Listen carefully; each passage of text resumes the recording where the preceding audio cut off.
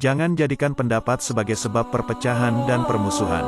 Karena yang demikian itu merupakan kejahatan besar yang bisa meruntuhkan bangunan masyarakat, dan menutup pintu kebaikan di penjuru mana saja. Bahwasanya Al-Quran dan Al-Hadis adalah pedoman dan rujukan bagi muslimin, hal itu benar adanya. Namun memahami Al-Quran dan Al-Hadis tanpa mempertimbangkan pendapat para ulama adalah sulit, atau bahkan tidak bisa. Siapa yang mau mengurusi saya anggap ia santriku. Siapa yang jadi santriku, saya doakan husnul khotimah beserta anak cucunya.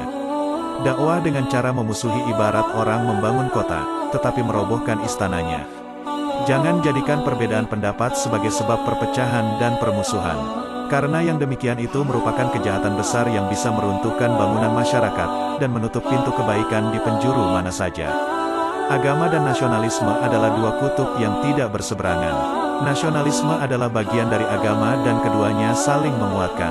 Tak ada satupun di dunia ini yang kekal. Maka, ukirlah cerita indah sebagai kenangan. Karena dunia memang sebuah cerita. Mengagungkan atau menghormati masjid hukumnya wajib, sedangkan meremehkan atau menghinanya adalah haram. Hendaknya segera mempergunakan masa muda dan umurnya untuk memperoleh ilmu, tanpa terpedaya oleh rayuan, menunda-nunda, dan berangan-angan panjang, sebab setiap detik yang terlewatkan dari umur tidak akan tergantikan. Menerima sandang pangan apa adanya sebab kesabaran akan keserba kekurangan hidup, akan mendatangkan ilmu yang luas, kefokusan hati dari angan-angan yang bermacam-macam dan hikmah-hikmah yang terpancar dari sumbernya. Watak manusia itu seperti pencuri ulung, meniru perilaku orang lain dengan cepat, dan efek pergaulan adalah ketersia-siaan umur tanpa guna dan hilang agama bila bergaul dengan orang yang bukan ahli agama.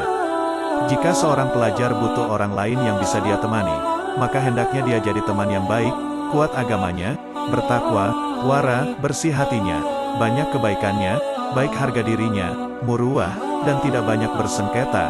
Bila teman tersebut lupa dia ingatkan, dan bila sudah sadar maka dia tolong. Seorang santri hendaknya membersihkan hatinya dari segala hal yang dapat mengotorinya seperti dendam, dengki, keyakinan yang sesat dan perangai yang buruk.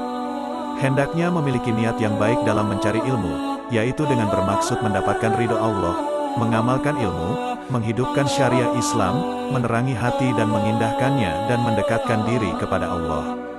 Jangan sampai berniat hanya ingin mendapatkan kepentingan duniawi seperti mendapatkan kepemimpinan, pangkat, dan harta atau menyombongkan diri di hadapan orang atau bahkan agar orang lain hormat. Sesungguhnya perpecahan, pertikaian, saling menghina dan fanatik mazhab adalah musibah yang nyata dan kerugian yang besar.